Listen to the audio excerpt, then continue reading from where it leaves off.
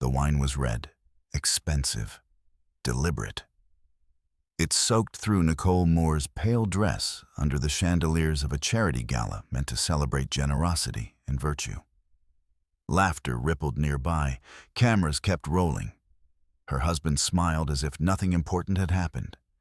Ava Collins stepped back unashamed, certain the moment belonged to her. Nicole did not react. She did not speak. She did not leave. What no one in that room knew, what Daniel Moore could not yet see, was that at that exact moment, a silent alert had already locked every dollar he controlled. And the stage was about to reveal it. Stay with this story, not for spectacle, but to witness how truth moves quietly and justice arrives without shouting. If you're watching, leave a comment with where you're tuning in from and your local time.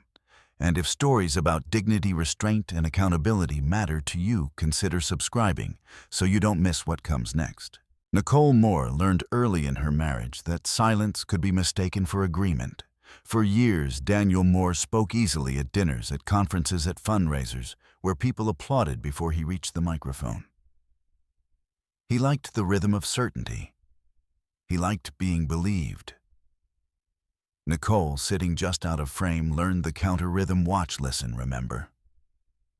In public, she smiled when required. In private, she noticed what changed when the doors closed. Their life from the outside appeared deliberate and enviable. A renovated townhouse in a historic neighborhood. Weekend flights arranged with precision. Invitations that arrived embossed and heavy in the hand. Daniel managed the money. That was the arrangement he proposed early on, framed as efficiency rather than control. Nicole, who had paused her own career to support his, agreed. She trusted him. And for a long time, trust felt like love.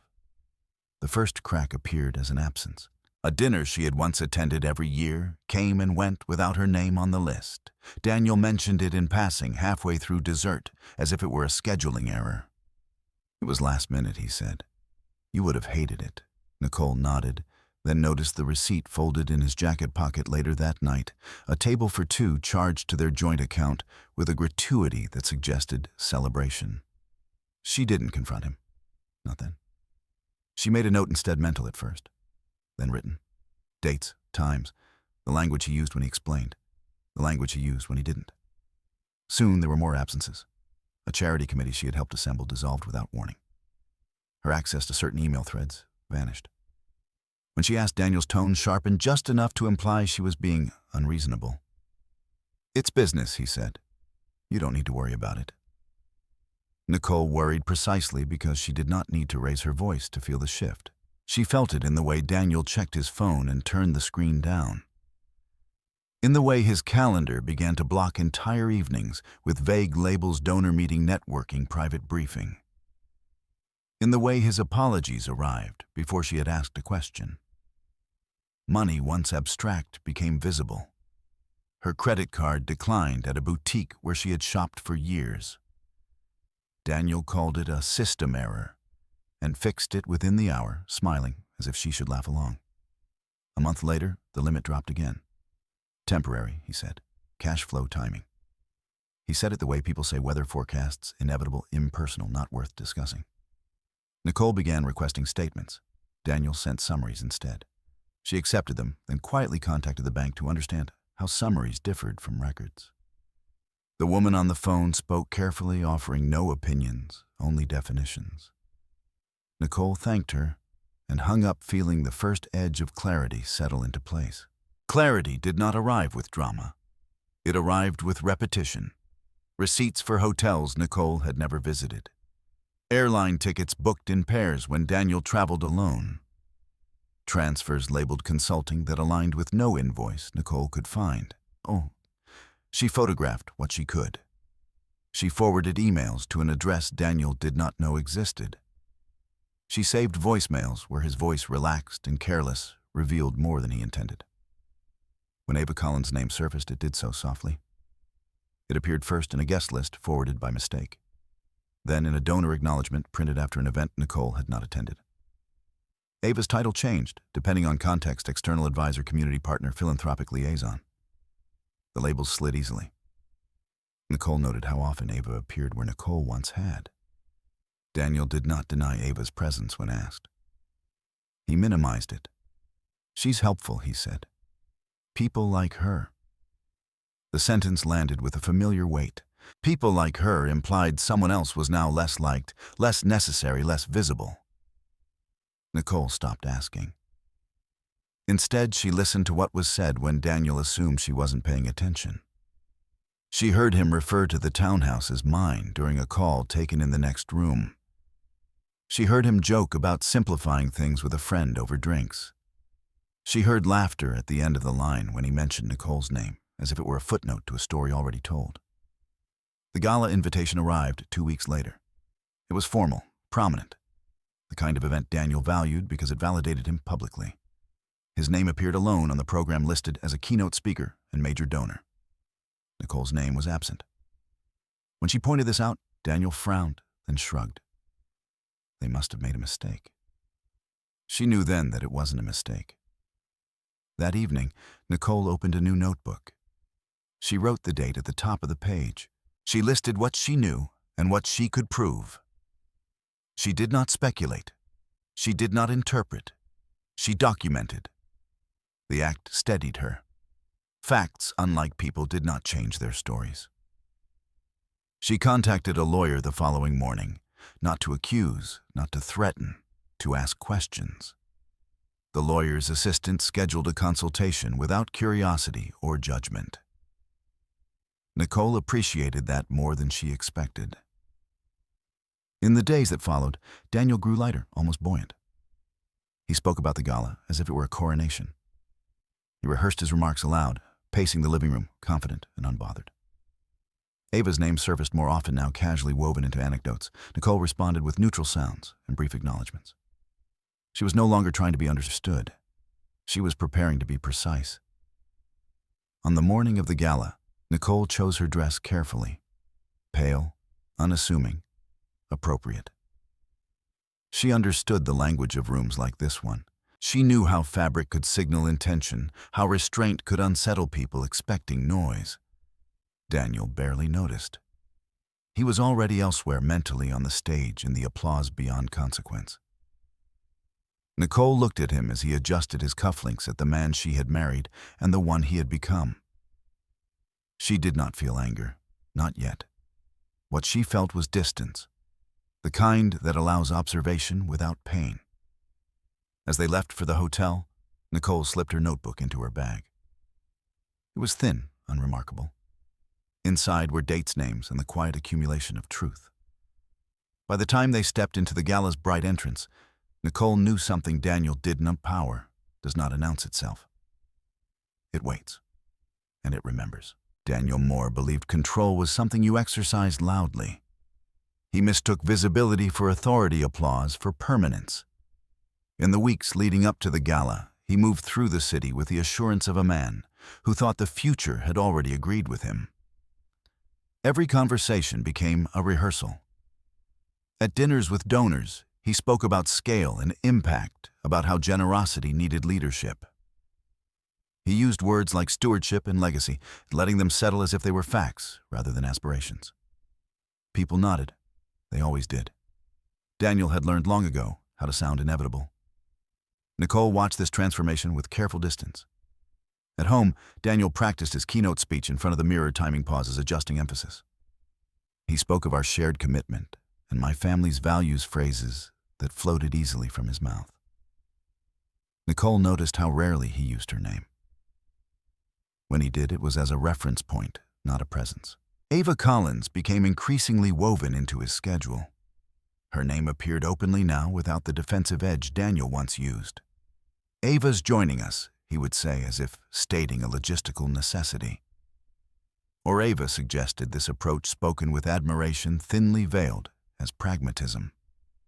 Nicole noted how Ava's opinions carried weight disproportionate to her role. Influence, Nicole understood, was not about titles. It was about proximity. The gala itself was Daniel's idea, though he would never say so directly. He framed it as an opportunity offered to him, a platform he had been asked to occupy. In reality, he had lobbied, quietly promised donations that exceeded his authority and assured the organizing committee of his ability to bring others with him. Jonathan Hale, the event's executive director, trusted Daniel's confidence. It looked like competence. Nicole saw the emails, not because Daniel showed them to her, but because some were forwarded by mistake, sent late at night, or archived without care. She saw Daniel negotiating the order of speakers, requesting specific lighting cues, confirming the placement of the stage. He wanted height, visibility, a clean line of sight to the audience. He wanted a moment. The program draft arrived a week before the event. Daniel's name appeared alone, centered beneath the event title. Nicole's absence was not corrected this time. When she mentioned it, Daniel waved it off with a practiced smile. "You know how these things are," he said. "They simplify for clarity." Clarity, Nicole thought, was rarely neutral. That evening, she reviewed her notes. The notebook had grown heavier, its pages filled with dates and cross-references. She had stopped writing full sentences. Now she recorded only what mattered: times, amounts, names, patterns. She had learned to separate feeling from fact. Feeling distracted. Fact remained.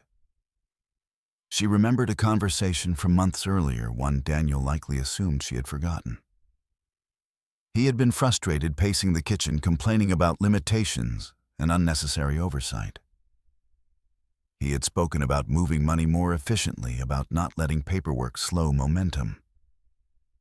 At the time, Nicole had thought it was a rant. Now she recognized it as intention. The gala would be the culmination of that intention. 2 days before the event, Nicole received a call from Michael Reed. His voice was even measured. He asked her to confirm a few details: dates of transfers, names on specific accounts, whether she had authorized certain expenditures. Nicole answered precisely. She did not embellish. Michael did not react. At the end of the call, he said only "thank you. That's helpful." Helpful, Nicole understood, was a word lawyers used when things were unfolding according to plan. The night before the gala, Daniel barely slept. He checked his phone repeatedly, responding to messages from donors, organizers, and Ava. His energy was restless, buoyant. He spoke about the guest list as if it were proof of his reach. He spoke about the media presence as if it were guaranteed admiration. Nicole packed quietly. She chose neutral makeup, simple jewelry. She placed her notebook carefully into her bag alongside her phone and a small envelope Michael had instructed her to bring. She did not open it. She trusted process more than curiosity. In the car the next evening, Daniel talked through his speech again, adjusting phrasing, anticipating applause. He did not ask Nicole what she thought. He did not notice her silence. The hotel hosting the gala was old and grand, its entrance framed by columns and glass. Valets moved efficiently, doors opening and closing with practiced grace. Inside, the air hummed with anticipation. Staff checked names, directed guests, managed the flow of bodies and expectation. Daniel was greeted immediately. Hands reached for his. Smiles spread. Ava appeared moments later, radiant and assured, dressed as someone who expected to be seen. She stood close to Daniel, her hand brushing his arm with familiarity that went unremarked. Nicole followed a step behind. She felt the shift in the room before it was visible. Conversations angled away from her. Eyes slid past. She was no longer the center of Daniel's narrative, and the room responded accordingly. Nicole did not correct anyone. She did not assert her place. She observed how quickly people adjusted to perceived authority. Jonathan Hale approached, thanking Daniel for his generosity, confirming final details. He nodded politely at Nicole, then turned back to Daniel. Ava joined the conversation, seamlessly speaking as if she belonged there, as if she had always been part of the plan. Nicole scanned the room. She noted the placement of screens, the direction of cameras, the location of the control booth. She noticed the staff member responsible for managing the program feed, the one checking emails on a tablet with focused attention. She filed these details away, not knowing which would matter, only that some would. As the evening progressed, Daniel's confidence grew. He laughed easily, accepted praise without deflection. Ava mirrored his ease, moving through the space as if it were hers. At one point, she gestured subtly and a staff member redirected Nicole to a seat farther from the stage. The movement was polite, almost apologetic. Nicole complied. From her new vantage point, she could see the entire room. She could see Daniel illuminated by conversation, Ava anchored at his side, Jonathan moving between groups, managing expectations. She could see the screens waiting dark for now, reflecting only the chandeliers above. Nicole checked her phone once. There were no new messages. That was expected. Some things Michael had said happened without warning. As the opening remarks began, the room settled. Applause rippled on cue. Daniel straightened his jacket, preparing to take the stage when called. Ava leaned in, whispering something that made him smile. Nicole folded her hands in her lap. She felt calm, not numb, but clear. She knew the order of events. She knew what had already been set in motion. She knew that whatever happened next would not require her intervention. Daniel believed the gala was his stage. He believed control was something you claimed. Nicole knew better. Power, she had learned, did not rush.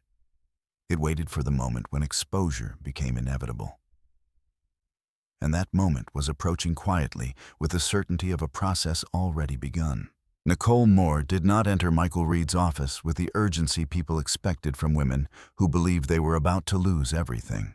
She arrived early, sat upright, and placed her bag at her feet as if she had done this before.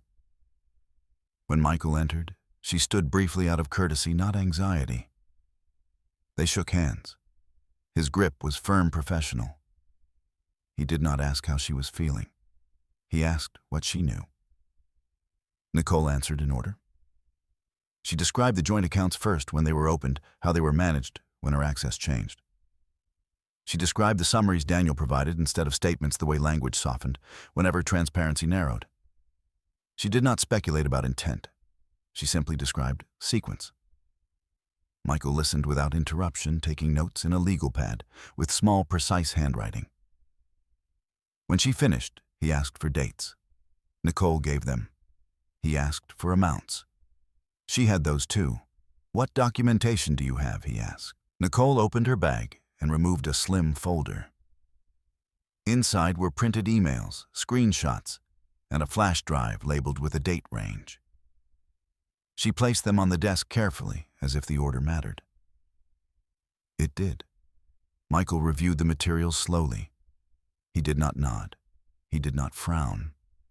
When he reached the end, he looked up at her for the first time, with something that resembled interest. "This is thorough," he said. Nicole did not respond. She had not come for praise. Michael leaned back slightly. "I need to ask you something," he said, "and I need you to answer honestly, even if the answer is uncomfortable." She nodded. "Did you authorize any of these transfers?" "No." "Were you aware of them at the time they occurred?" "No." "Have you ever given verbal permission that could be interpreted as consent?" Now, Michael made a note. He then asked about the marriage itself, how finances were discussed, whether there was a prenuptial agreement, how decisions were documented. Nicole explained that Daniel had insisted on efficiency, on centralizing control. She explained that she had trusted him. Michael did not write that down. Trust was not actionable. "What you've brought," he said, "suggests misuse of joint assets and potential misrepresentation to financial institutions. It also suggests something else." He paused, measuring his words. "Your husband appears to believe that visibility protects him. It doesn't." Nicole met his gaze. She did not smile. Michael slid a document across the desk. "I want you to read this." It was a copy of their marital financial agreement. Nicole recognized it immediately. She had signed it years ago, during a period when the future felt stable. She had assumed its relevance ended there. Michael tapped a section near the bottom. "This clause," he said, "limits unilateral transfers above a certain threshold without spousal acknowledgement. It also triggers automatic review if joint assets are used for personal benefit outside the marriage." Nicole felt something settle, not relief, but confirmation. Daniel had never mentioned that clause again. "Why hasn't the bank intervened before now?" she asked. Michael folded his hands. "Banks intervene when systems detect patterns, not when spouses argue." What matters is documentation and timing. From what I see, that timing is approaching. He outlined the next steps with methodical calm. Nicole would not confront Daniel. She would not move money abruptly. She would continue as she had been observing, documenting, allowing events to unfold. If contacted by the bank, she would respond truthfully and minimally. If asked to authorize anything, she would decline in writing. And the gala, she asked. Michael considered this. Public events are unpredictable, he said. But financial systems are not. Whatever happens there will be secondary. Nicole understood. The stage did not matter. The process did. Before she left, Michael handed her a sealed envelope. Do not open this unless instructed, he said. Bring it with you to the event. You may not need it. But if you do, timing will matter. Nicole placed the envelope in her bag without asking what it contained. In the days that followed, she noticed a shift not in Daniel's behavior, but in the infrastructure around him. His phone rang more often. His emails grew shorter, more abrupt.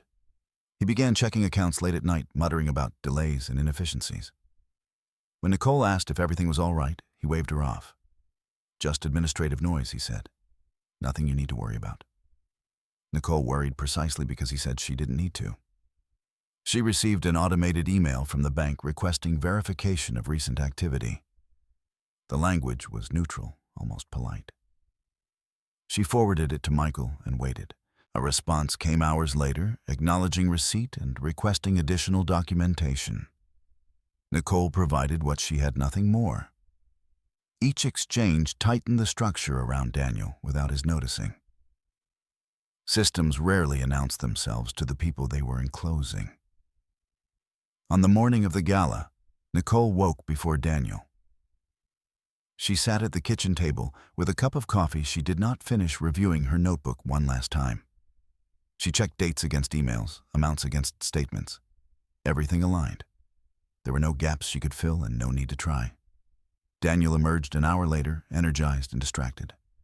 He spoke about seating arrangements, about donor recognition, about the order of speakers. He did not mention the bank. He did not ask about her plans.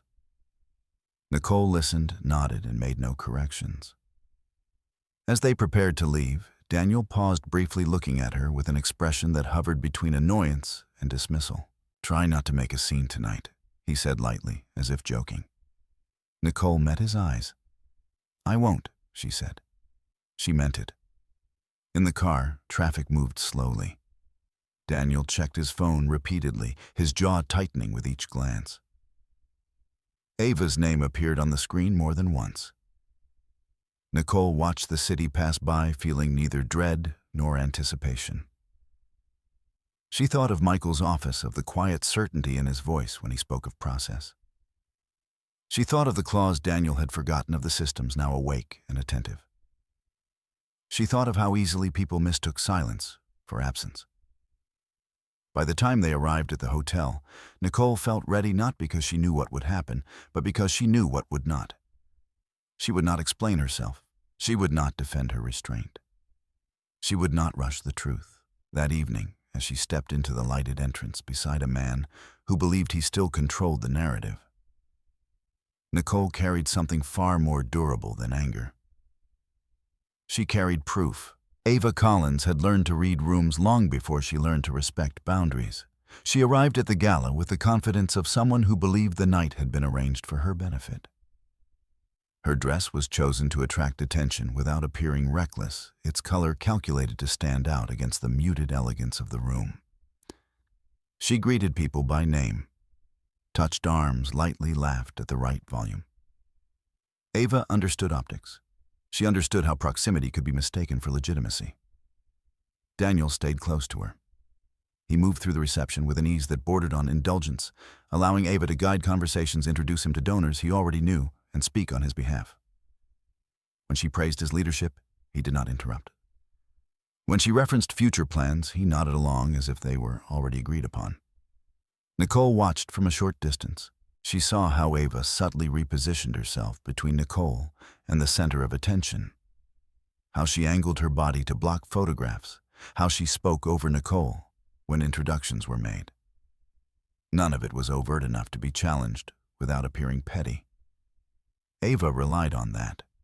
She relied on the assumption that Nicole would either protest or retreat. Nicole did neither. When a staff member approached with seating instructions, Ava intervened smoothly. "She'll be more comfortable over there," she said, gesturing toward a table farther from the stage. The staff member hesitated, glanced at Daniel, and received a brief nod. The decision was made without words. Nicole stood, gathered her bag, and followed the staff member without comment. From her new seat, the room opened up. She could see the stage clearly, the screens poised above it, the control booth tucked discreetly to one side. She could see Ava in profile, now animated, and assured, her hand resting on Daniel's arm as if it belonged there. She could see how easily Daniel allowed it. Ava's confidence grew with each small victory. She leaned into Daniel during conversations, whispered observations, laughed at jokes that were not funny. She made a point of glancing toward Nicole, occasionally, her smile sharpening just enough to register. It was not cruelty for its own sake. It was assertion. Ava wanted the room to understand a shift had occurred. Daniel reinforced it. At one point, Nicole's phone buzzed with a notification from her credit card company. The limit had been adjusted again, lowered without warning. She knew Daniel had authorized it earlier that afternoon. He had not mentioned it. He would frame it later as a precaution, a temporary measure. Nicole silenced the alert and returned her attention to the room. She thought of Michael's advice. Do not react in ways that invite interpretation. Let patterns speak. Ava, meanwhile, escalated. When dinner was served, Ava rose to toast one of the donors, positioning herself as a representative rather than a guest. Her remarks were polished, her tone practiced. She spoke of partnership and vision, of the importance of alignment. Daniel watched her with approval. Nicole noted the applause. She noted who joined it enthusiastically and who did so out of obligation. She noted the donors who exchanged glances, uncertain but unwilling to question the moment. Social discomfort, she knew, often silenced better judgment. As the evening progressed, Ava's movements became bolder. She redirected conversations away from Nicole. She answered questions meant for Daniel. She accepted compliments without deferring them. Each action pushed a boundary slightly farther, testing how much space she could occupy without resistance. Daniel offered none. When Nicole briefly approached to ask a logistical question about the schedule, Daniel cut her off mid-sentence. "We'll handle it," he said, smiling at Ava. "Don't worry about the details." Nicole nodded and stepped back. She felt no sting. What she felt was confirmation. Behind the scenes, systems were responding to the same escalation with far less tolerance. Earlier that afternoon, a series of transactions Daniel had initiated triggered a threshold review. The amounts were not extraordinary on their own, but their frequency and destination raised flags. Funds moved from joint accounts into entities with limited documentation. Payments labeled as consulting fees aligned too neatly with Ava's expenses. Elaine Porter, reviewing the alerts from her office miles away, did not know Daniel Moore personally. She did not need to. The system presented facts without context, and her role was to interpret them without bias. She requested additional verification. She placed temporary holds. She documented everything. Back at the gala, Daniel checked his phone and frowned. A message from the bank informed him of a delay in processing. He dismissed it as a glitch. Ava noticed the shift in his expression. "Everything okay?" she asked lightly. "Just admin," he said. "Nothing." Ava accepted the answer, but she adjusted her behavior subtly, drawing closer, speaking more insistently. Control, she sensed, needed reinforcement. The incident that followed felt inevitable to Nicole, though she had not predicted its exact form. Ava approached with a glass of red wine, just as Nicole stood to move toward the aisle. The space between them narrowed. Ava's hand tilted too sharply to be accidental. The wine spilled dark and deliberate across the front of Nicole's pale dress. For a moment, the room froze. Ava gasped, placing a hand to her chest. "Oh my God," she said, her voice pitched high enough to attract attention. "I'm so sorry." Laughter rippled from somewhere nearby, nervous and unsure. Cameras shifted. Daniel laughed too, shaking his head as if the moment were trivial. "It's nothing," he said. "These things happen." Nicole looked down at the stain, then back up. She reached for a napkin, blotting the fabric carefully. Her hands did not shake. She did not look at Ava. "I'll get you another," Ava offered her, smile tight. "That won't be necessary," Nicole said quietly. The simplicity of her response unsettled Ava more than anger would have. She stepped back, eyes flicking toward Daniel for reassurance. He shrugged, already turning away, eager to return to the flow of the evening. Nicole sat down. Around her, conversations resumed, though their tone had shifted. The incident lingered unspoken in the air. Some guests looked toward Nicole with discomfort. Others avoided her entirely. Ava resumed her place at Daniel's side, though her movements were sharper now, her composure slightly fractured. Nicole felt the weight of the moment settle, then pass. She knew what Ava did not escalation had consequences beyond the room. The more public the humiliation, the clearer the record. The more deliberate the behavior, the harder it was to dismiss. As the evening moved toward the keynote address, Daniel prepared to take the stage. He adjusted his jacket, smoothed his tie, and handed his phone to an assistant briefly. Ava squeezed his arm, whispering encouragement. Nicole remained seated, her stained dress a quiet testament to what had occurred. She did not excuse herself. She did not seek sympathy. She stayed, because some moments were not meant to be avoided. They were meant to be witnessed. And somewhere beyond the chandeliers and applause systems continued to work through their protocols, indifferent to intent, unmoved by confidence. The gala was still underway. The stage lights had not yet come up. But the night, Nicole understood, had already turned. The first alert did not arrive with drama. It appeared as a neutral line of text in Nicole Moore's inbox, time-stamped mid-afternoon, written in the careful language of institutions that avoided implication. Pending review? Verification required. Daniel glanced at it, once dismissed it as a routine delay, and returned to preparing for the gala.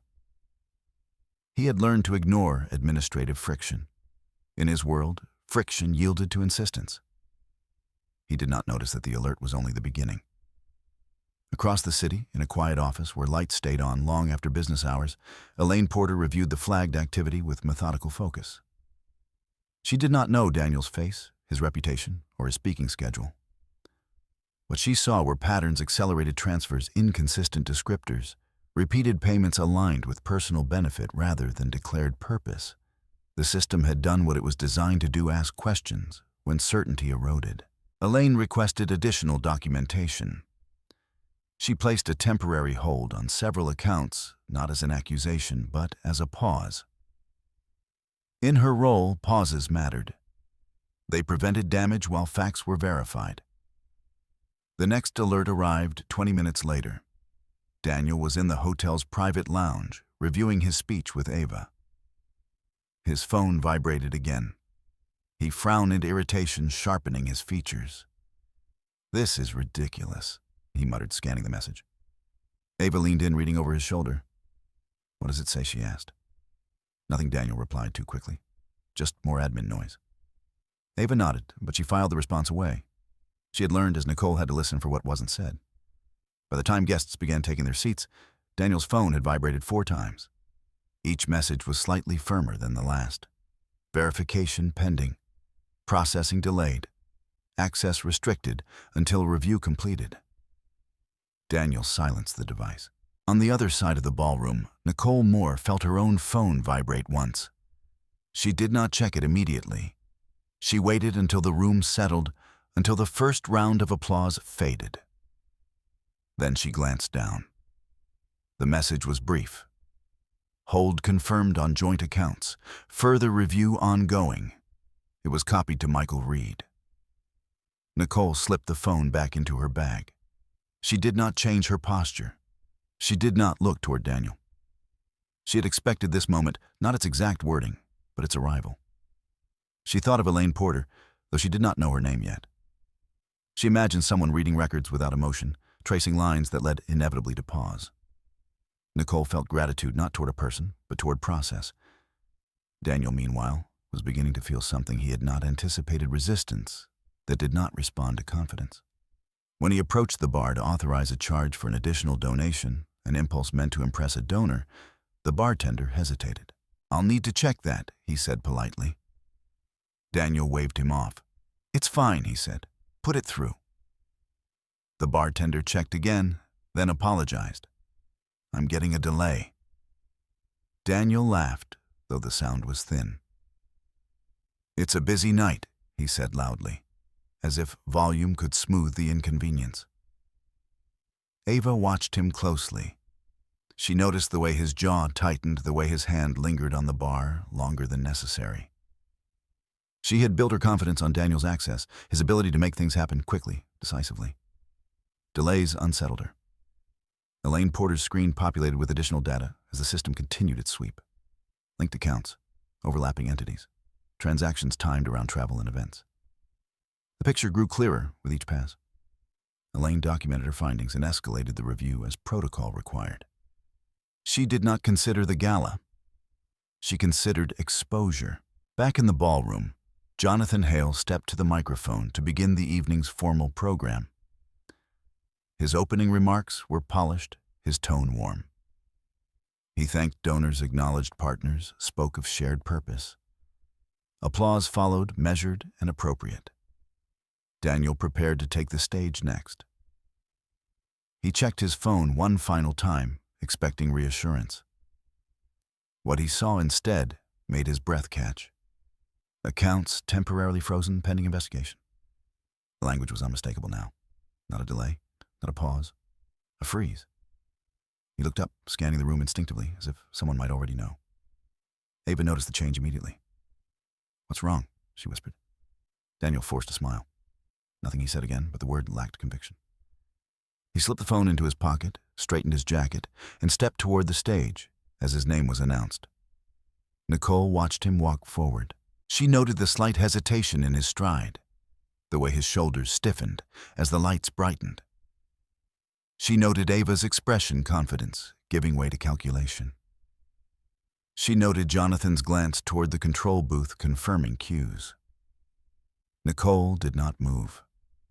Elaine Porter signed off on the next procedural step with a digital acknowledgement.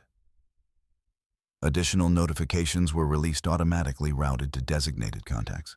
Some were internal, one was not. As Daniel reached the podium, applause rose again. He placed his hands on either side, grounding himself. For a moment, he looked exactly as he always had, assured, composed, ready to speak. He began his remarks with practiced ease. He spoke of generosity, of responsibility, of trust. His voice carried steady and confident. If not for the phone heavy in his pocket, he might have believed his own words. Nicole listened without expression. She knew the bank alerts would not shout. They would not interrupt him directly. Systems did not behave theatrically. They revealed themselves through consequence, not confrontation. Daniel's phone vibrated once more. This time, he could not ignore it. His eyes flicked downward despite himself. The vibration was longer, more insistent. Ava shifted in her seat. Jonathan glanced toward the stage, sensing something amiss. Daniel stumbled over a word. He corrected himself quickly, but the pause lingered. The audience shifted, the energy changing subtly. Confidence, Nicole knew, was fragile when built on unchecked access. Behind the scenes, the control booth received an email marked urgent. It was addressed to the event's administrative contact, outlining an issue related to a scheduled pledge confirmation. The language was formal. The implications were not. The technician frowned, scanning the message.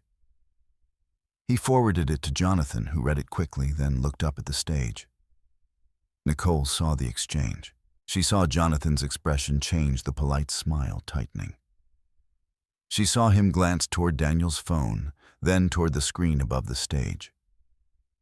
Daniel continued speaking, unaware that the infrastructure around him was beginning to respond without his consent. Nicole folded her hands together. The stain on her dress had darkened as it dried, a visible reminder of what had been done publicly. She did not feel exposed. She felt anchored. The alert had done its work. not by humiliating Daniel, not by announcing guilt, but by removing the thing he relied on most uninterrupted access. As Daniel spoke on his words about trust echoing hollowly through the room, Nicole understood that the night had reached a point of no return. The process was awake now, and once awake, it did not sleep for anyone. The room rearranged itself as the program progressed, not physically, but in attention. Nicole Moore felt it first as a subtle narrowing. Conversations shortened. Heads turned toward the stage more frequently, then toward the screens, then back again. The gala had entered its formal rhythm, the portion designed for certainty speeches, acknowledgments, applause on cue. It was the rhythm Daniel Moore trusted most. From her seat, Nicole could see the control booth clearly now. The technicians moved with practiced efficiency headsets, pressed close eyes, flicking between monitors and the stage. She noticed one of them pause, reread an email, then glanced toward Jonathan Hale. A brief exchange followed words she could not hear but whose urgency she recognized. Daniel continued speaking, unaware of the quiet recalibration happening around him. He leaned into familiar phrasing anecdotes, polished smooth by repetition. He spoke of partnership and foresight of building institutions that lasted. The audience responded appropriately, though the applause arrived a fraction later than before. Timing, Nicole knew, revealed confidence more honestly than volume. Ava Collins sat near the front, her posture alert. She smiled when Daniel gestured toward the audience, but her eyes moved constantly toward the control booth, toward the exits, toward Nicole. The earlier assurance had thinned into vigilance. Ava sensed that something had shifted, even if she did not yet know what it was. Nicole adjusted her position slightly, careful not to draw attention. She crossed one ankle over the other, smoothed the fabric of her dress where the stain had dried. The red had darkened to a muted shadow, no longer fresh, but impossible to miss. It marked the night without defining her place in it. She felt no urge to leave. A low murmur rippled through the room when Daniel paused unexpectedly, searching for a word that refused to arrive. He recovered quickly, but the pause had registered. Jonathan Hale stepped closer to the stage's edge, his body angled as if ready to intervene should the need arise. Nicole remembered Michael Reed's words, "Public events are unpredictable, but financial systems are not." The unpredictability, she understood now, belonged not to chaos, but to exposure when hidden processes brushed against visible ones. In the control booth, a technician toggled between feeds, checking confirmations. A line of text repeated itself on one screen, highlighted by a blinking indicator. He frowned, then reached for his headset. "Jonathan," he said quietly, "we need to talk." Jonathan nodded, without looking back, his attention still on Daniel. He made a small gesture to the stage manager, who responded with a slight shake of the head. Not yet. Daniel pressed on, unaware that the infrastructure of the evening was reconsidering him. Nicole watched Ava lean toward Daniel as he spoke, whispering something urgent. Daniel's smile tightened. He nodded once imperceptibly, then continued. His voice remained steady, but his pacing shifted. He skipped a paragraph. He shortened a story. He moved toward the conclusion sooner than planned. The audience noticed. Some leaned forward curious. Others glanced at their phones, checking messages, sensing a disruption without understanding it. A few donors exchanged looks, the kind that asked silent questions. "Is this part of the program?" Nicole felt her phone vibrate again. She did not check it immediately. She waited until Daniel's voice filled the room once more, then slipped her hand into her bag and glanced down. The message was brief, procedural, copied to Michael Reed and another address she did not recognize. Additional restrictions applied. Further communication forthcoming. Nicole exhaled slowly. She had not realized she was holding her breath. She returned her attention to the stage, just as Daniel gestured toward the screen behind him, preparing to reference a projected figure, a donation total, a pledge amount, a visual proof of momentum. The technician hesitated. For a fraction of a second, nothing happened. Daniel glanced back, confusion flickering across his face. He repeated the gesture more insistently. The technician's fingers hovered, then moved not to the intended slide, but to the inbox that had been blinking steadily for several minutes. The screen changed. At first, it was subtle. A notification window appeared briefly in the corner, text too small to read from most seats. But the contrast drew attention. Heads tilted. Whispers started. The technician tried to minimize it. The system lagged. Then the text expanded. Jonathan Hale's breath caught. He stepped forward instinctively, but it was too late. The message, routed incorrectly and displayed without filtration, filled the screen in clean, unmistakable font. Daniel turned slowly. Nicole saw his face as he read it. The color drained first, then the composure. His mouth opened slightly as if to speak, but no sound emerged. Ava's hand tightened on the armrest. The room went quiet. Not the polite quiet of anticipation, but the absolute stillness that followed understanding. People read quickly when context aligned. Accounts temporarily frozen, pending investigation. The words required no interpretation. Jonathan reached for the microphone, his voice measured. "Ladies and gentlemen," he began, "there appears to be a technical issue." Daniel raised a hand, interrupting him without looking away from the screen. "That's not," he started, then stopped. His voice faltered. He cleared his throat. "This is a mistake." No one responded. Nicole remained seated. She did not look at the screen. She did not look at Daniel. She watched the audience instead, the way expressions shifted from admiration to assessment, from trust to distance. She watched donors straighten in their chairs, recalculating association. She watched Ava's confidence collapse into something sharper, more desperate. Elaine Porter's name appeared briefly in the footer of the message, a signature line that meant nothing to most people and everything to those who understood compliance. The system had done what systems did. It had surfaced truth without regard for timing. Jonathan spoke again, his tone calm but strained. "We'll take a brief pause," he said. "Please remain seated." Daniel stepped back from the podium, his movements automatic. Ava stood leaning toward him, whispering urgently. He shook his head once sharply, then reached for his phone with trembling fingers. Nicole saw him glance toward her for the first time that evening. Their eyes met across the distance. Nicole did not smile. She did not nod. She offered no acknowledgement at all. Her expression was neutral, composed, almost serene. In that moment, Daniel understood something he had missed for months. Her silence had never been absence. It had been preparation. Around them, the room buzzed with restrained conversation. No one laughed now. No one clapped. The gala had shifted from performance to reckoning, and there was no script for what came next. Nicole folded her hands in her lap and waited. She knew this was not the end. It was the crossing point, the place where private records entered public consequence. The legal steps would follow. The explanations would come. But this moment, unscripted and irreversible, belonged to process alone. And for the first time that night, Daniel Moore understood that the stage was no longer his. The pause, Jonathan Hale announced, stretched longer than anyone expected. Technicians moved with urgency now, whispering into headsets, hands flying across keyboards as they attempted to regain control of the screen. The message disappeared at last, replaced by a neutral holding slide bearing the gala's logo. But the damage had already settled into the room, heavy and immovable. People did not look at the screen anymore. They looked at Daniel. He stood near the edge of the stage, phone pressed to his ear, speaking in a low, urgent voice. Whatever he was hearing on the other end did not comfort him. His shoulders slumped slightly, the first visible crack in the posture he had maintained all evening. Ava hovered close, her earlier confidence replaced by a brittle intensity.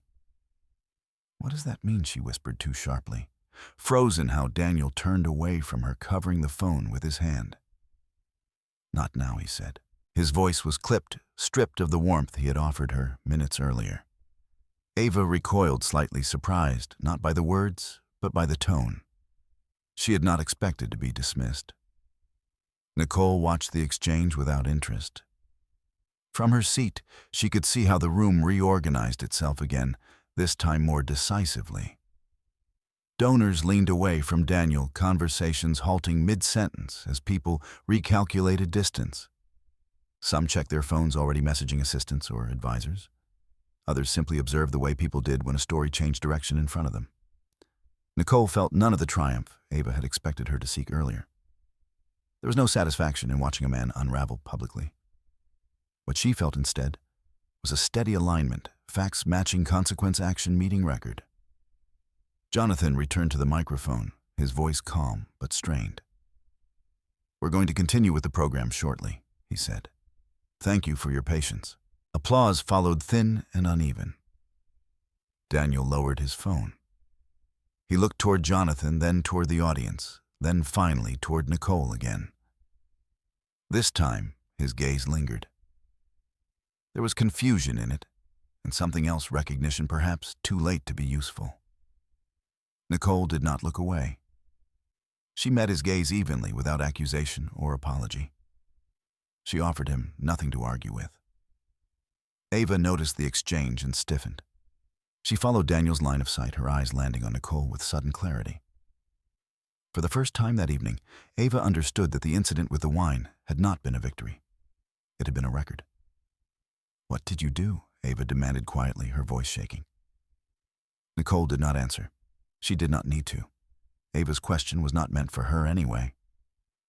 It was meant for Daniel, for the man who had promised her security and spectacle, who had framed access as permanence. Daniel did not respond. He was reading another message on his phone now, his thumb scrolling through text too quickly to absorb. His breathing had changed. Shallow, uneven. In the control booth, a technician leaned toward Jonathan. "We've received another communication," he said. "Legal." Jonathan closed his eyes briefly, then nodded. "Bring it to me." Nicole recognized the shift before it happened. She had seen it in Michael Reed's office, in the way lawyers moved when procedure took precedence over preference. This was no longer a technical issue. It was a legal one. Jonathan stepped forward again, microphone in hand. "Ladies and gentlemen," he said carefully, "due to unforeseen circumstances, we're going to adjust the remainder of the program." Murmurs rippled through the room. Daniel took an involuntary step forward. "Jonathan," he said, his voice too loud, too sharp. "This is unnecessary. There's been a misunderstanding." Jonathan met his gaze evenly. "Daniel," he said, keeping his voice low but audible, "this is not the time." That sentence landed with finality. Nicole felt her phone vibrate once more. She checked it this time. The message was from Michael Reed. "Proceed calmly. If approached, do not comment. I am en route." She placed the phone back in her bag and exhaled slowly. The worst moments, she knew, were often the quietest ones, when people realized they could no longer control the narrative and began to scramble for something to hold. Daniel turned toward the audience again, attempting to recover ground. "I'd like to clarify," he began. Jonathan raised a hand. "Please," he said. "Let's take a brief intermission." The lights dimmed slightly. Music began to play, too upbeat for the mood it was meant to cover. People stood, chairs scraping softly against the floor. Conversations resumed, hushed and urgent. Daniel stepped down from the stage, intercepted immediately by Ava. "You said this was handled," she hissed. "You said there was nothing to worry about." Daniel shook his head, running a hand through his hair. "I didn't expect this," he said. The timing. Ava repeated. "What does that mean for us?"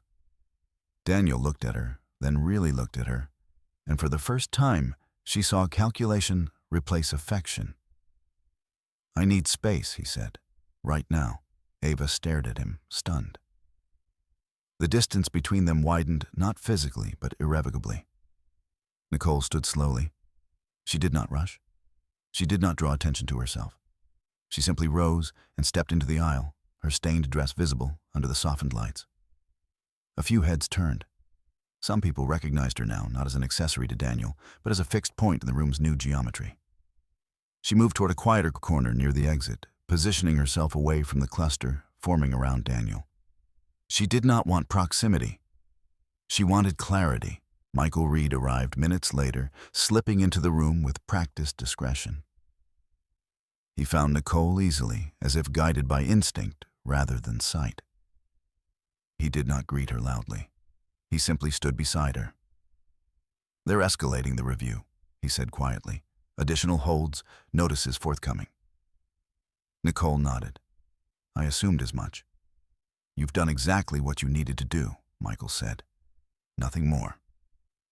Across the room, Daniel noticed Michael's presence. His eyes widened slightly. He took a step toward them, then stopped. Something in Nicole's posture, calm, contained resolute, warned him away. Jonathan approached instead, his expression apologetic. "Nicole," he said softly, "I'm very sorry about what happened earlier." Nicole inclined her head. "Thank you. We're going to adjourn early." Jonathan continued. "We'll handle communications." "I understand," Nicole said. Her composure unsettled him more than anger would have, as guests began to leave the room, emptied in stages. Some avoided eye contact. Others offered brief, awkward condolences. Ava stood alone now, phone pressed to her ear, her voice sharp with panic. Daniel remained near the stage, speaking urgently with someone unseen, his world narrowing with each exchange. Nicole watched none of it closely. She focused instead on the feeling in her chest, not relief, not vindication, but release. The weight she had carried quietly for months had shifted, transferred to the systems designed to bear it. When she reached the doors, she paused briefly, looking back at the room one last time. The chandeliers still glowed. The tables were still set. The gala would be remembered, she knew, but not for the reasons Daniel had planned. Nicole stepped outside into the cool night air. The city hummed around her, indifferent and vast. She drew a steady breath and began to walk, leaving behind a stage that had finally revealed what it was never meant to hide. The intermission ended without ceremony. Lights brightened gradually, revealing a room that no longer knew how to arrange itself around Daniel Moore. Guests returned to their seats out of habit rather than anticipation. Conversations softened into cautious murmurs. The gala, once choreographed for admiration, had lost its rhythm.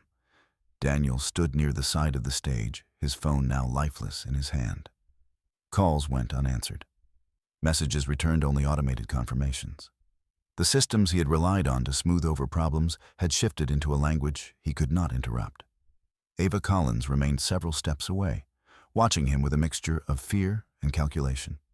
She had stopped pretending this was a misunderstanding. Her questions had changed shape, no longer what happened, but what happens to me.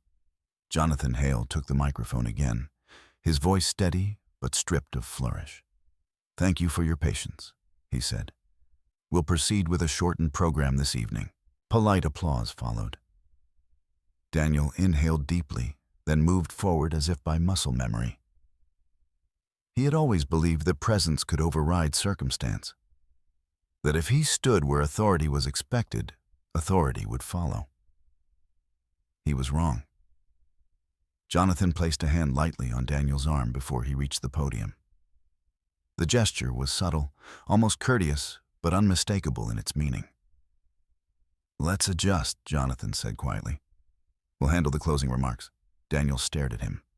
"This is my event," he said too sharply. Jonathan met his gaze without hostility. "Not tonight." The words settled between them, final and unarguable. Daniel stepped back, his confidence unraveling in visible increments. The audience watched now openly as the power dynamic corrected itself. No one intervened. No one defended him. Silence, Nicole knew, was often the loudest verdict. Nicole remained near the exit, Michael Reed at her side. She had not returned to her seat. She had no intention of re-entering the performance. "This is the point where he starts looking for someone to blame," Michael said quietly. Nicole nodded. "He already has." As if summoned by the observation, Daniel's gaze found her again. This time it carried something different, not confusion, but accusation. He crossed the room with determined steps, stopping just short of where she stood. "You knew," he said, lowering his voice. "You knew this was coming." Nicole looked at him calmly. "I knew what I documented." Daniel scoffed. "You let this happen. You could have stopped it." Michael spoke before Nicole could respond. Mr. Moore, he said evenly, no one here caused your accounts to be frozen, except you. Daniel's eyes flicked to Michael, recognition dawning too late. This is your doing, he said, his voice rising despite himself. Michael shook his head. Compliance doesn't work that way. Nicole watched Daniel process this, how the blame he had prepared no longer had a place to land. Ava approached, then her face pale, her composure gone. Daniel, she said urgently, what about the transfers? The apartment, you said. Daniel turned on her sharply. Not now. Ava recoiled, stung. The word echoed the dismissal he had given her earlier, now sharpened by desperation. She looked at Nicole, then, not with contempt, but with a dawning realization of hierarchy she had misunderstood from the beginning. Nicole said nothing. Jonathan announced the final donation total, carefully excluding Daniel's pledged amount. The omission was quiet, but devastating. Applause followed again, polite and brief. The gala was closing, not in triumph, but in retreat. As guests stood to leave, several approached Nicole. Their words were tentative, cautious. I'm sorry, some said. Others offered nods of acknowledgement, as if recognizing her presence for the first time. Nicole accepted none of it personally. She did not need validation. What mattered had already occurred. Outside, the night air carried the hum of traffic and distant voices. Valets moved efficiently, restoring order where spectacle had failed. Nicole stepped onto the sidewalk, her heels steady against the pavement. Daniel followed her. Nicole, he said, his voice hoarse. We need to talk. She stopped, turning to face him fully. This was the first time that evening she had done so without distance. You've had months to talk, she said calmly. He swallowed. This doesn't have to go any further. We can fix this. Quietly. Nicole regarded him with a measured gaze. The process doesn't work quietly once it's begun. You're my wife, Daniel said, grasping at the title as if it still held leverage. You owe me that much. Nicole did not flinch. I owe myself accuracy. Michael stepped forward slightly, his presence unobtrusive but firm. Any further communication should go through counsel, he said. Daniel laughed bitterly. Of course. Ava lingered near the hotel entrance, watching the exchange. She did not approach. Whatever narrative she had constructed for herself no longer fit the facts unfolding before her. Nicole turned away from Daniel and walked toward the waiting car. She did not hurry. She did not look back. As the door closed behind her, she allowed herself one long breath. Not of relief, but of completion. The night had taken what it needed from her patience, her restraint, and returned something more durable in its place. Daniel stood alone on the sidewalk, lights reflecting off glass and metal. His reflection fractured in the hotel's facade. He looked smaller now, stripped of the authority he had mistaken for permanence. Inside the car, Nicole watched the city move past her mind, already shifting forward. There would be meetings, filings, statements. The work ahead would be meticulous and unglamorous. But it would be honest. The gala would be remembered as an interruption, a public rupture. For Nicole, it marked something quieter and far more significant, the moment when her silence ceased to be misread. And from that point on, nothing Daniel said would matter more than what the records already showed. The following morning did not arrive with resolution. It arrived with procedure. Nicole Moore woke early, the events of the gala already settling into memory with a strange neutrality. What had happened the night before felt complete in one sense and unfinished in another. Public exposure was only the surface. What followed would be quieter, slower, and far more consequential. Her phone vibrated on the bedside table. An email from Michael Reed, sent just after dawn, outlined the next steps in precise language. The bank had escalated the matter formally. Documentation requests had been issued. Temporary freezes had been extended to additional accounts linked through joint authorization. There would be timelines now. Deadlines, responses that required no emotion, only accuracy. Nicole read the email once, then again. She did not feel anxious. She felt oriented.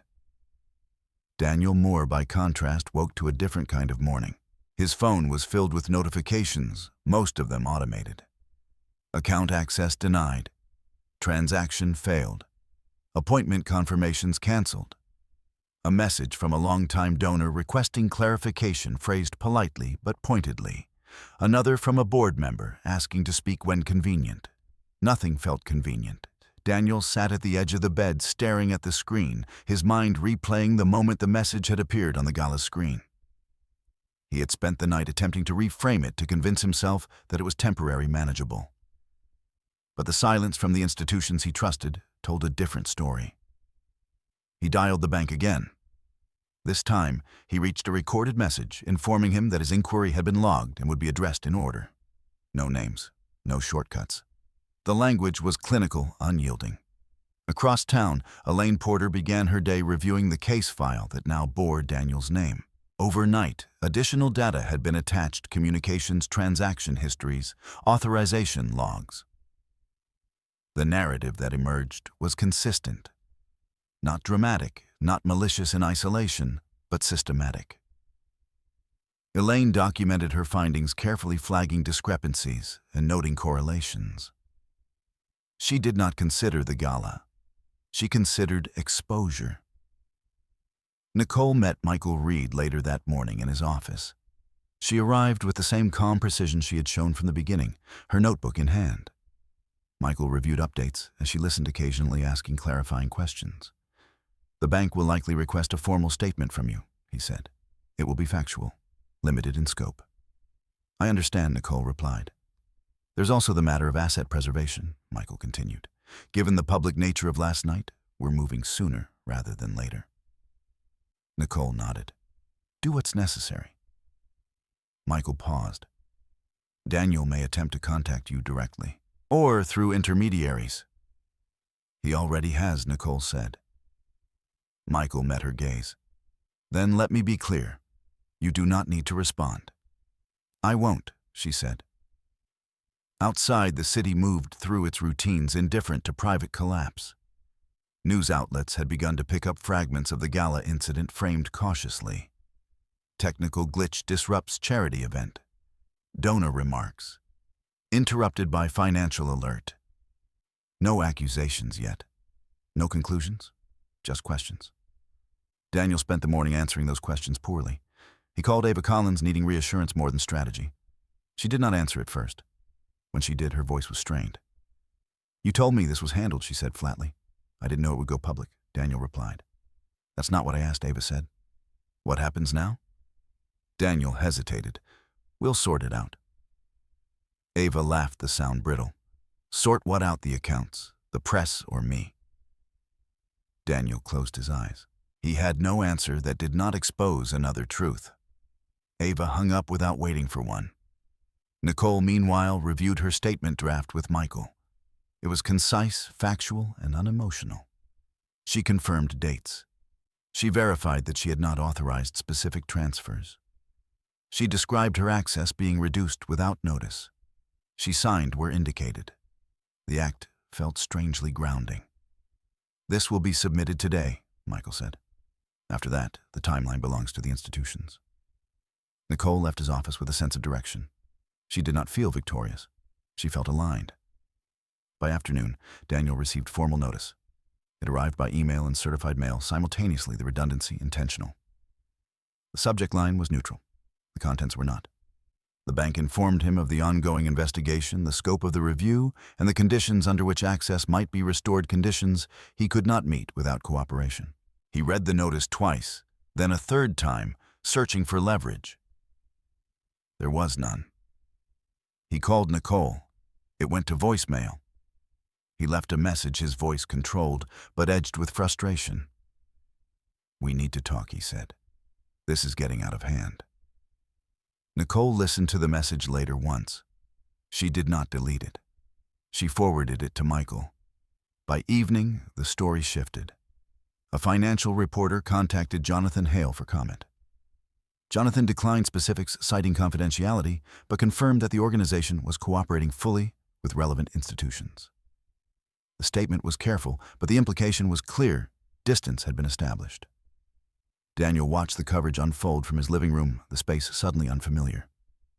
The townhouse felt larger, now emptier. The walls reflected his unease back at him. He poured a drink, then stopped, remembering the bartender's hesitation the night before. He set the glass down untouched. Nicole spent the evening quietly reviewing documents, organizing files. She moved through the apartment with deliberate calm, noting what needed to be packed, what could be left. The process of separation had begun not with anger, but with inventory. She paused once, looking at a photograph from earlier years, a moment of shared laughter, unguarded. She did not linger.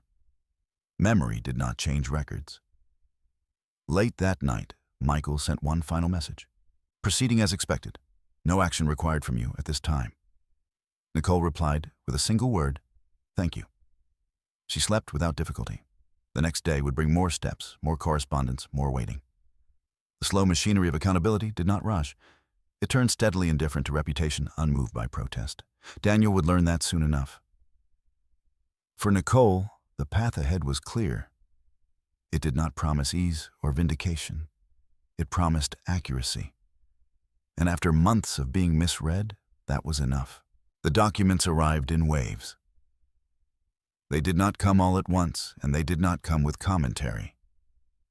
They arrived as attachments, reference numbers, and formal requests written in language that assumed cooperation rather than demanded it. Nicole Moore read each one carefully, noting what was asked and what was not. She understood now that precision mattered more than speed. The bank's formal request for records was first.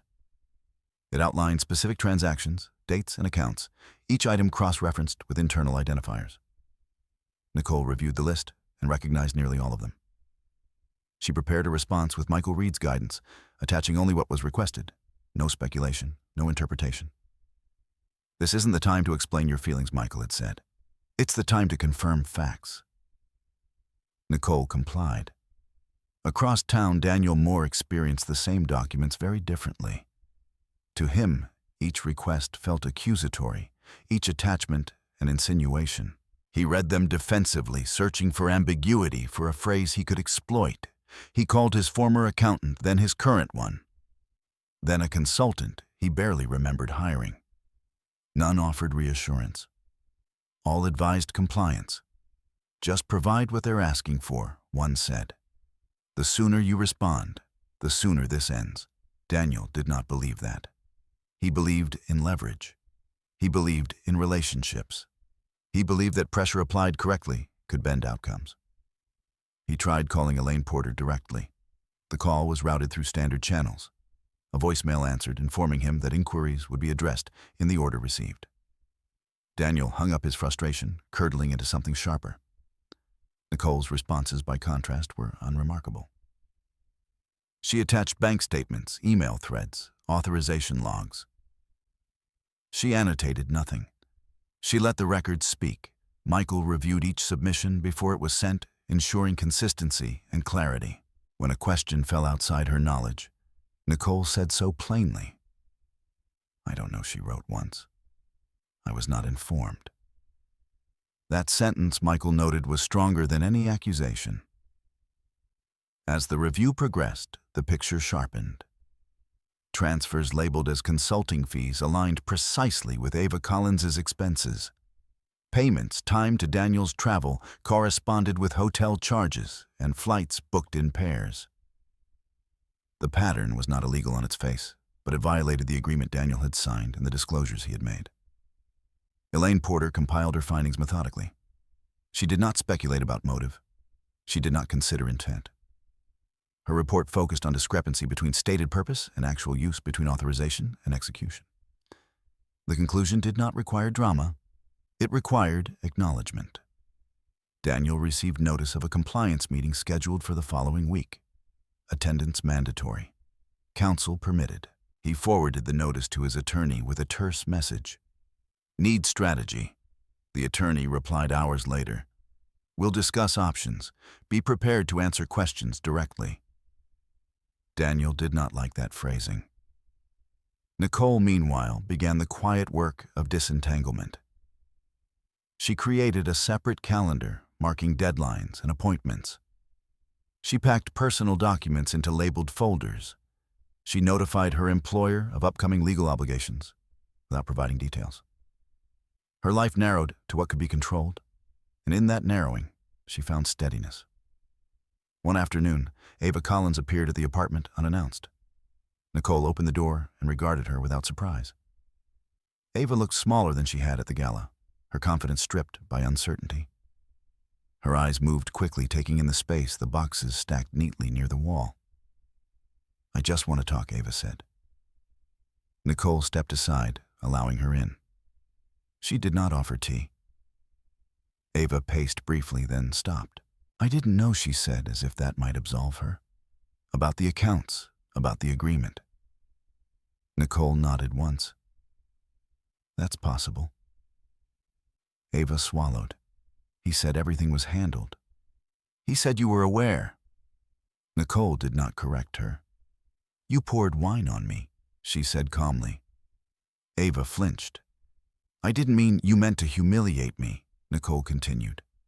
Her voice was even. "Whether you understood the consequences or not." Ava's shoulders slumped. I thought if I made it clear to whom Nicole asked." Ava had no answer. "I'm not interested in your explanations," Nicole said. "I'm interested in accuracy. If anyone contacts you about finances, you should speak to your own counsel." Ava nodded, tears gathering. "He's cutting me off," she said. "He says this is my fault." Nicole regarded her with something like pity. "That's consistent." Ava left shortly after, her footsteps echoing down the hallway. Nicole closed the door gently and returned to her work. The encounter did not linger in her mind. Ava was not the story. She never had been. The compliance meeting took place as scheduled. Daniel attended with counsel, his demeanor controlled but tense. Elaine Porter led the session, her tone neutral. She reviewed findings, asked clarifying questions, and requested additional documentation. Daniel answered defensively at first, then with increasing caution as he realized the scope of the review. When asked whether he had disclosed the full extent of joint asset use, he hesitated. Elaine noted the hesitation without comment. Nicole did not attend the meeting. Her role was complete for now. She waited at home, reviewing the next set of documents. Michael had prepared filings related to asset preservation and separation. By the end of the week, formal notices were issued. Daniel's access remained restricted. Certain accounts were flagged for extended review. The bank requested cooperation with potential restitution measures. None of it implied criminality. All of it implied consequence. Daniel called Nicole again. This time, she answered. "We're past this," he said, his voice strained. "You've made your point." Nicole closed her eyes briefly. "This isn't about points." "You embarrassed me," he said. "You embarrassed yourself," she replied. "I documented." There was silence on the line. "I want to fix this," Daniel said finally. Nicole's voice was steady. "Fixing requires truth." Another pause. "I'll speak through my attorney," Daniel said. "That's appropriate," Nicole replied. She ended the call. That evening, Nicole sat alone, reviewing the latest filings. The language was formal, the stakes real. She felt no triumph, only resolution. The records were complete now, the patterns undeniable. What remained was process. And process, she had learned, did not care who raised their voice first. It cared who had written things down. The audio file arrived without warning. Nicole Moore was reviewing a draft affidavit when Michael Reed forwarded a message marked time-sensitive. There was no preamble, no speculation. Just a line of text beneath the attachment, received through lawful disclosure. "Please listen once, do not forward." Nicole closed the document she had been reading and set her phone face down for a moment. She had learned to pace difficult information, to choose when to receive it, rather than allow it to arrive indiscriminately. When she picked the phone up again, she pressed play and set it on the table between her hands. Daniel's voice filled the room first. It was unmistakable, not raised, not angry, but relaxed in a way he rarely was at home. The cadence was familiar. He was speaking as someone who assumed agreement, who who had not considered that the words might one day stand alone, without context or defense. Ava's voice followed, light or eager. The recording captured a conversation that had not been meant to survive the moment of its usefulness. They discussed money first. Not in detail, but in shorthand. "Move it through the other account," Daniel said.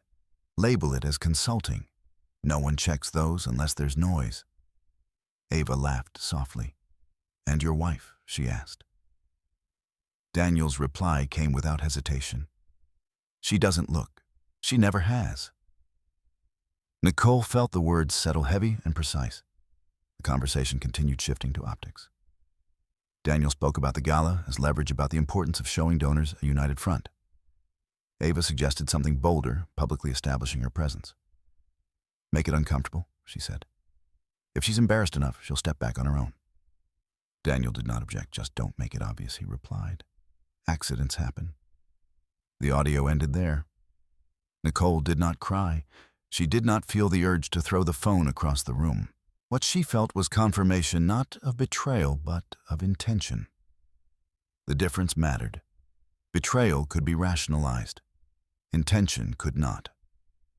She forwarded a brief acknowledgement to Michael. "Heard, understood." Michael replied minutes later. "This will be appended. No commentary required." The audio did not change the facts already established. It clarified them. It stripped away the ambiguity Daniel had relied on the plausible deniability that softened records into misunderstandings. In the absence of theatrics, the recording did its work quietly, efficiently. Daniel learned of its existence 2 days later. His attorney called him into the office with a gravity that required no explanation. Daniel arrived late, his confidence now replaced by vigilance. He sat across from the attorney and listened as the file was described, not played, just summarized. "Is it admissible?" Daniel asked. "Yes," the attorney replied. "It was obtained lawfully." Daniel stared at the desk. "Can we challenge it? We can attempt to limit its use," the attorney said carefully. "But we can't erase it." Daniel's jaw tightened. "She recorded me. She documented," the attorney corrected. "There's a difference." Daniel left the office with the sense of a door closing behind him, quietly but irrevocably. Nicole continued her preparations without deviation. She met with Michael to review how the audio would be presented, not in court yet, but in filings that required completeness. The language was clinical. The context was factual. There was no need to editorialize. "This isn't about humiliating him," Michael said. "It's about accuracy." Nicole agreed. "I don't want it used publicly." Michael nodded. It won't be. The distinction mattered to her. The gala had already done enough. What followed would not be performance. It would be procedure. Ava Collins attempted contact once more this time, through an email sent late at night. It was long and defensive, alternating between apology and justification. Ava claimed she had been misled, that she had believed Daniel's assurances, that she had not intended harm. Nicole did not respond. She forwarded the email to Michael and returned to her work. Ava's explanations did not alter the record. They only added noise. The weeks that followed unfolded with the steady rhythm of legal process. Depositions were scheduled. Statements were finalized. The bank's review reached its preliminary conclusion, recommending restitution measures and extended oversight. Daniel's access remained restricted. His professional opportunities narrowed as quietly as they had expanded years earlier. Nicole's life simplified.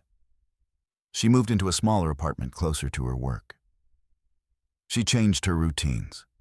She reclaimed time that had once been spent anticipating Daniel's moods and managing appearances. The quiet felt different now.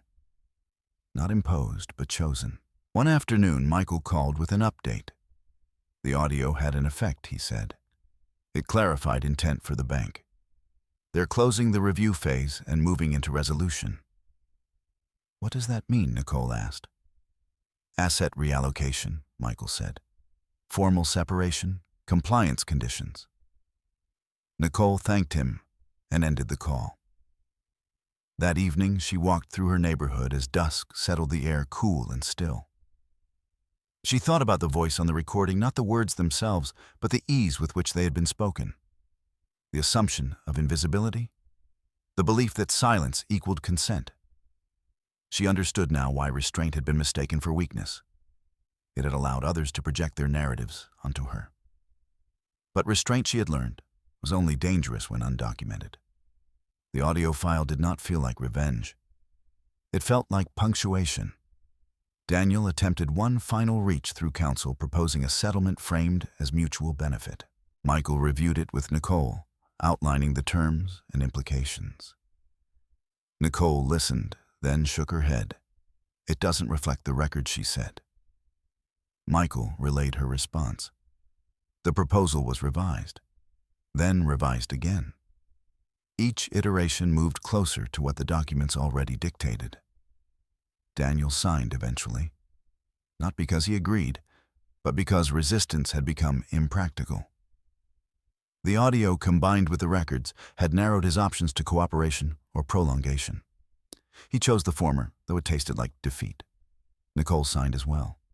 Her signature felt steady, deliberate. It did not symbolize victory. It symbolized closure. The audio file was archived, sealed, and stored where it would not be heard again, unless required. Its work was done. Nicole returned to her apartment that night and placed her notebook on a shelf. The pages were full now. There was nothing left to add. She turned off the light and sat in the quiet, not replaying the past, not anticipating the future.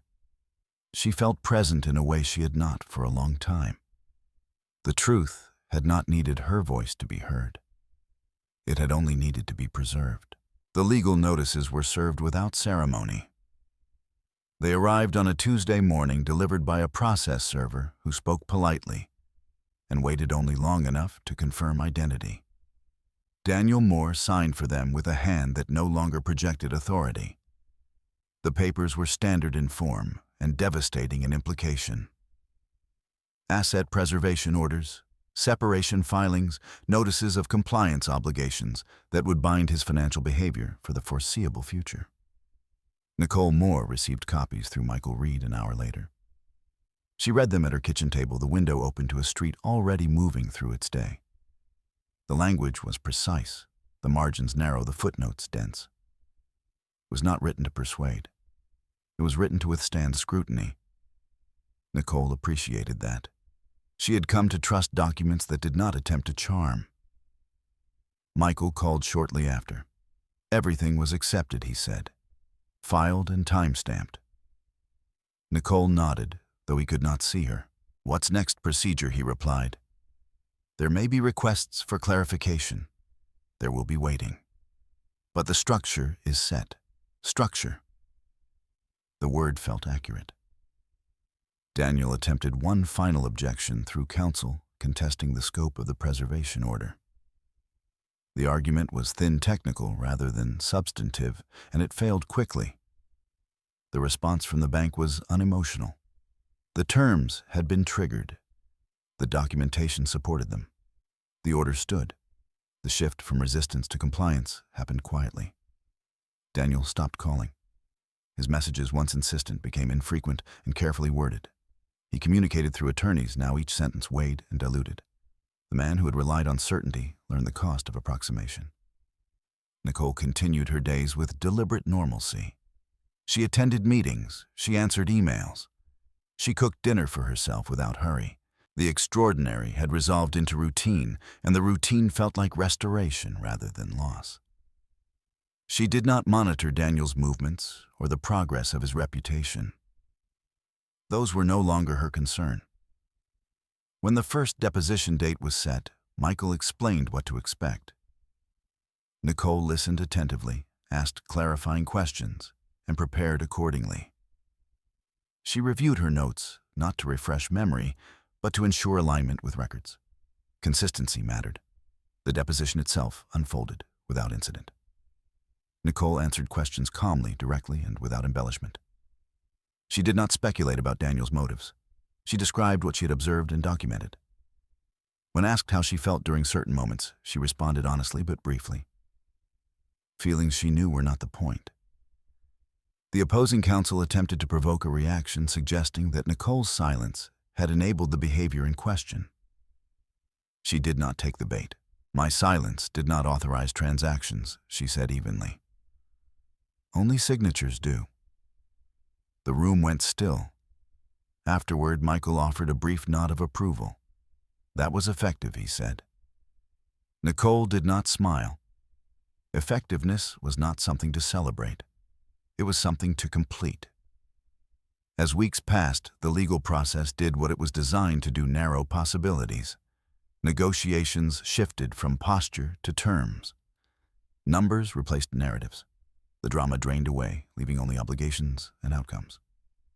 Daniel's professional circle contracted. Board invitations were rescinded quietly. Speaking engagements were postponed indefinitely. The donors who had once applauded him now asked for distance. None of this required public condemnation. It followed the logic of risk management. Nicole heard about these changes indirectly, if at all. She did not seek updates. The story no longer belonged to her. One afternoon, Michael called with a development. The bank has finalized restitution measures, he said. They'll require acknowledgement from both parties. Nicole agreed to review the terms. The document outlined reallocations, safeguards, and oversight conditions. It was thorough and unambiguous. Nicole signed without hesitation. Her signature was steady, unremarkable. It did not feel like victory. It felt like order. Daniel signed later that day. He did not attend the signing in person. His attorney forwarded the confirmation electronically, accompanied by a brief note. Executed. Nicole acknowledged receipt and moved on. In the following days, she began the last phase of disentanglement, closing joint utilities, transferring subscriptions, notifying institutions of her updated status. The work was administrative, almost meditative. Each task completed was a small act of reclamation. She packed the final box one evening, sealing it with careful tape. The apartment was quieter now, stripped of shared objects and shared assumptions. Nicole stood in the doorway and looked back once, not with longing, but with clarity. The space had held a chapter. It did not need to hold more. The final hearing was brief. There were no raised voices, no impassioned speeches. The judge reviewed filings, confirmed compliance, and issued orders that formalized what had already occurred in practice. When asked if she had anything to add, Nicole said no. Daniel did not look at her. Outside the courthouse, reporters waited at a distance, their questions poised but cautious. Nicole exited through a side entrance with Michael declining comment. She did not owe the public an explanation. The record was sufficient. That evening, she returned to her apartment and made dinner. She ate slowly, savoring the ordinary. The extraordinary had taken enough. A message from Michael arrived later, confirming that all filings were complete. No further action required at this time. Nicole replied with thanks and set her phone aside. She thought briefly of the gala, the lights, the screen, the sudden exposure. It felt distant now, like a storm seen from behind glass. The real work had happened elsewhere, in offices and inboxes, in the quiet accumulation of proof. She washed the dishes and dried them carefully. She folded a sweater and placed it on a shelf. She prepared for the next day without anticipation or dread. The legal chapter was closing, not with triumph, not with apology, with completion. Nicole turned off the lights and sat in the dimness for a moment, listening to the city outside. Cars passed, voices drifted upward. Life continued indifferent and generous in its persistence. She did not feel empty. She felt intact. The aftermath did not arrive all at once. It arrived in fragments. Nicole Moore noticed it first in the way her phone stopped buzzing with second-hand urgency. No more forwarded articles.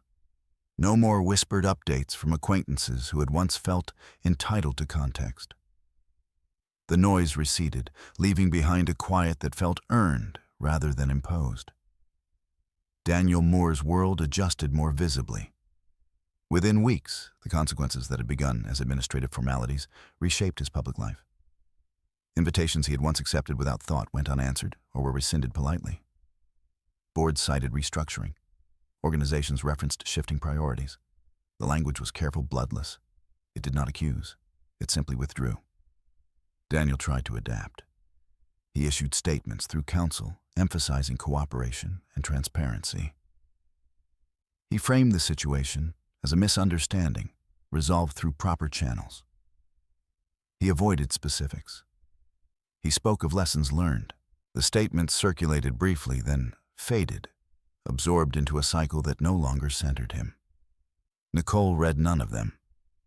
She learned of his adjustments only when they intersected with procedure, when a document required acknowledgement, when a timeline shifted.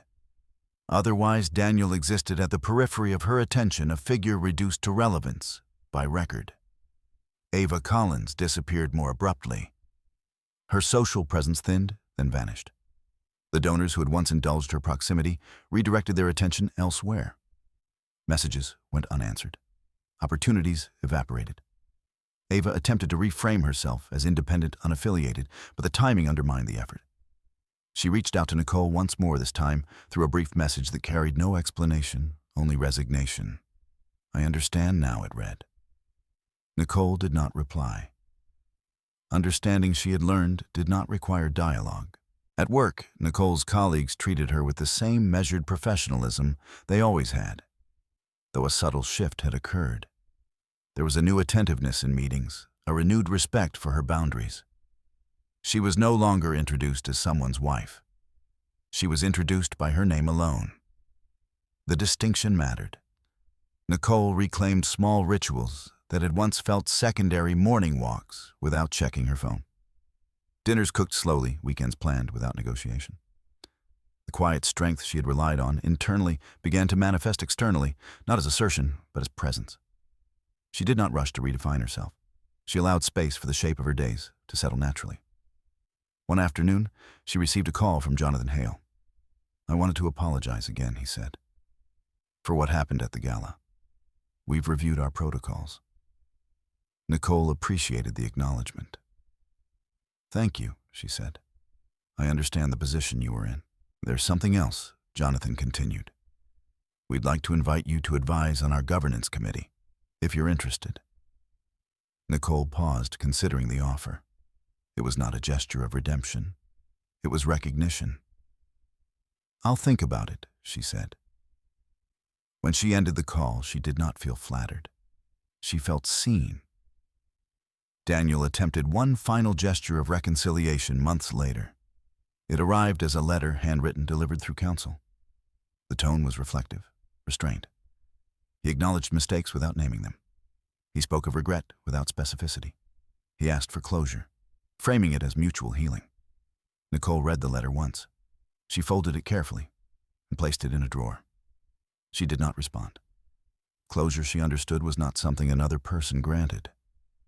It was something one chose by refusing to reopen finished chapters. As the year progressed, the legal outcome solidified into routine reality.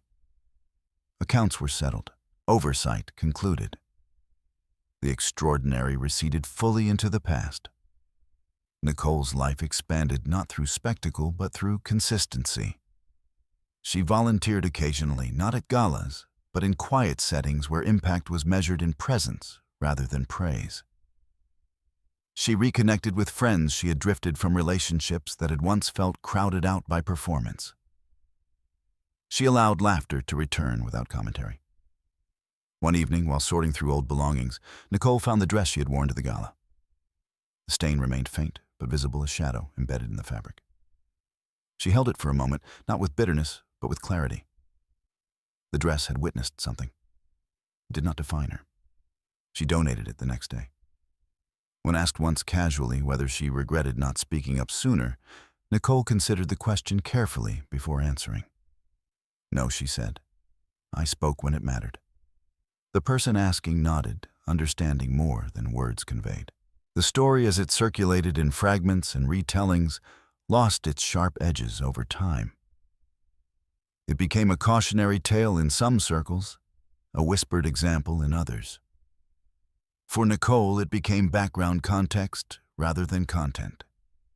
She did not measure her progress by Daniel's absence or Ava's disappearance.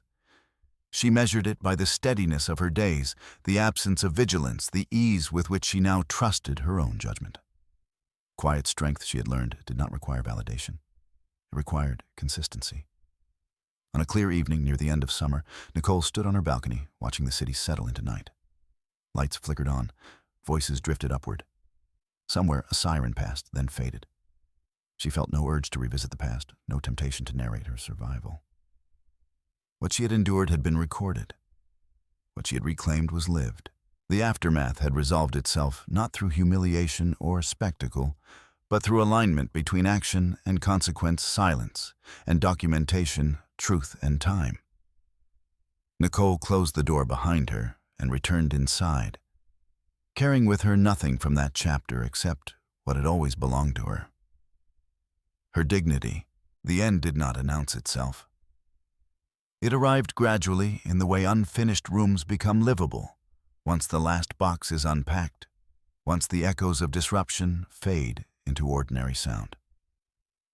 For Nicole Moore, the conclusion of everything that had unfolded did not feel like a finish line. It felt like space. The final confirmation came in an email from Michael Reed on an otherwise unremarkable afternoon. All matters concluded. No further action pending. Nicole read the sentence twice, not because she doubted it, but because it marked something she had not rushed toward finality. She closed her laptop and sat quietly for a moment, allowing the meaning to settle without ceremony. There was no one to call, no one to inform. The work was complete. Daniel Moore learned of the conclusion differently. For him, it arrived as an absence. No more hearings scheduled, no more filings to contest, no more procedural footholds to argue from. The systems that had constrained him now released him not into restoration, but into accountability's aftermath. What remained was reputation recalibrated access, narrowed choices limited by memory rather than force. He did not reach out again. Perhaps he understood finally that nothing remained to negotiate. Nicole did not think about him often. When she did, it was without anger or nostalgia. He occupied the same mental category as other closed chapters, informative, distant, complete. Her days filled themselves naturally. She accepted Jonathan Hale's invitation to advise the governance committee, attending meetings where transparency was not performative but procedural. She asked questions that others avoided, not to challenge authority, but to strengthen structure. Her presence shifted conversations subtly toward clarity rather than reassurance. People listened. At work, Nicole took on a larger role, one she had deferred years earlier, not because she needed to prove anything, but because she trusted her judgment again, without reservation. She spoke when necessary. She remained silent when silence served precision better. Colleagues noticed the difference, not because she had changed her tone, but because she no longer monitored it. One evening, months after everything had settled, Nicole attended a small gathering. No stage, no donors, no spectacle. Just a handful of people sharing a table, speaking openly.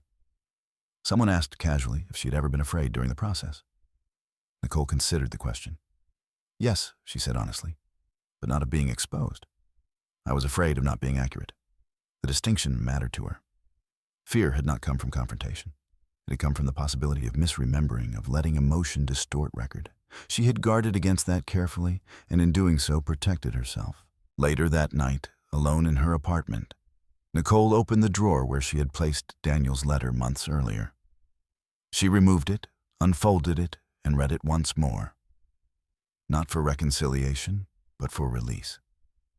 She tore it in half then again and placed the pieces in the recycling bin. Some things did not require preservation.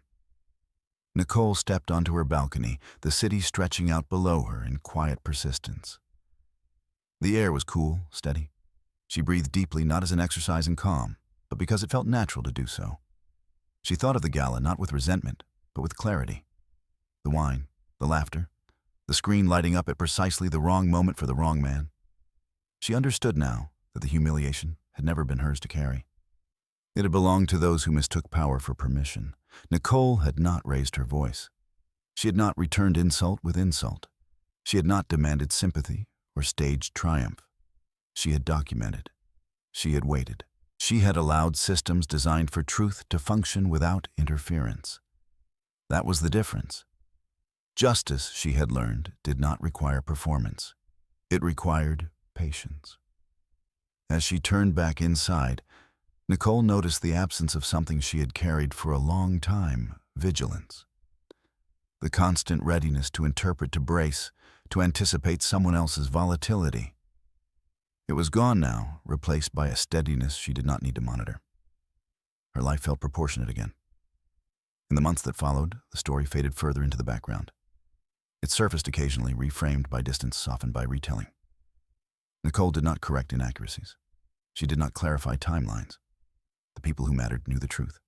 The rest did not need it.